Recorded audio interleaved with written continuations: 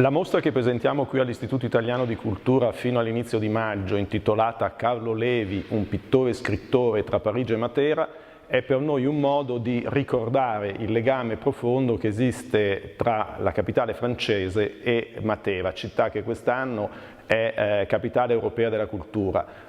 Ricordare l'importanza di Carlo Levi, che ha vissuto in questi due luoghi, è per noi un modo di valorizzare la grandissima tradizione culturale di Matera e di tutto il Sud Italia.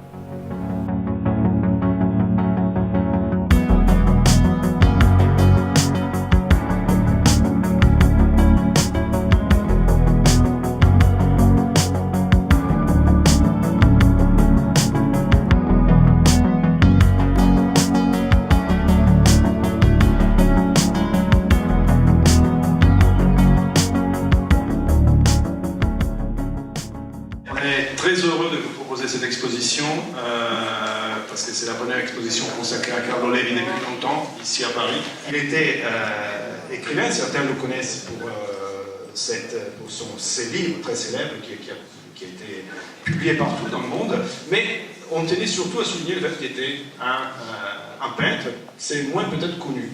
Et donc voilà, c'est la raison pour laquelle on nous a proposé cette trentaine des tableaux qu'on trouve magnifiques, très riches, dans lesquels on voit aussi toute l'évolution de son travail. L'exposition que vous allez voir et qui présente dans son parcours une deuxième exposition dédiée au maître de la photographie italienne Mario Carbone s'ouvre avec un document très significatif, un autoportrait de 1940, où il paraît fébrile, le regard presque égaré, les lèvres serrées face à la tragédie qui est en train de s'abattre en Europe.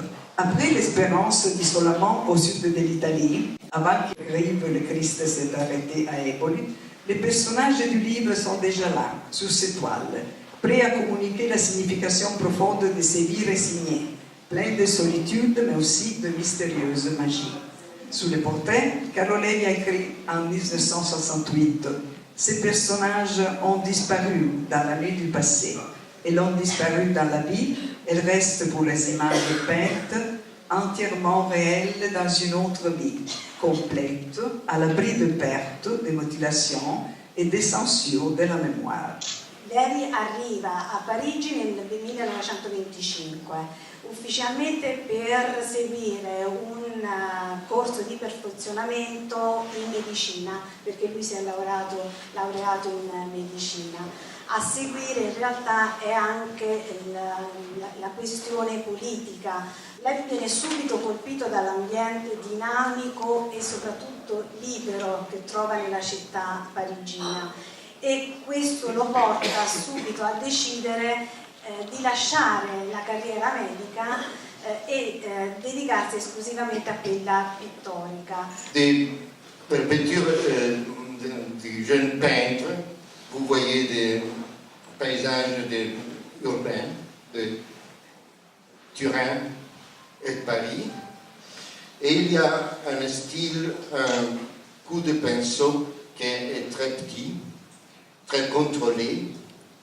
Et après, vous voyez un moment d'influence française, que c'est la présence, par exemple, de Modigliani ou de Matisse, non, que c'est une transformation en ce sens, que la couleur et la ligne vont s'affranchir de la, disons, de l'utilité de représenter des volumes.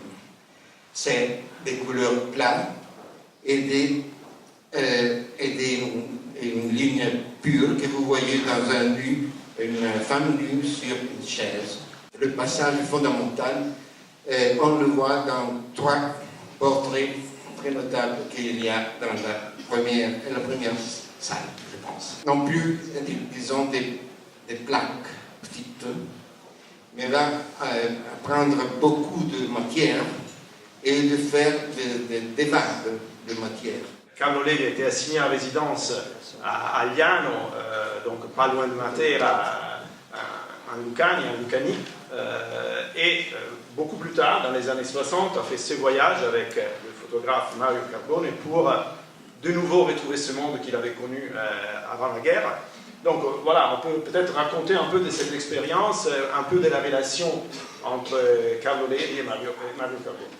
Mario Carbone e Carlo Levi si incontrano nel salotto di Rinuccia Saba, la figlia dello scrittore. Carlo Levi percorrerà tutte le tappe del suo itinerario, del suo confino. Il reportage che ne viene portato sono 400 scatti, oltre 400 scatti, che mettono in evidenza le condizioni ancora di estrema arretratezza del sud d'Italia di quell'epoca. D'autant plus on est content et on est heureux de vous présenter cette exposition parce que c'est aussi une façon de vous rappeler l'importance des matières de cette ville magnifique dans le sud de l'Italie et de toute la programmation qu'ils sont en train de proposer et qui va durer jusqu'à la fin de l'année. Merci beaucoup.